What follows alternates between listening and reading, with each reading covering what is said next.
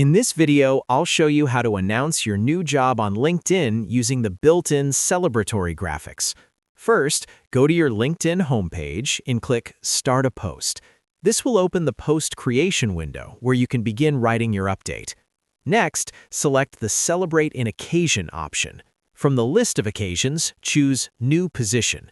This feature allows you to create a professional announcement for your new role. After selecting New Position, LinkedIn will display several graphic templates.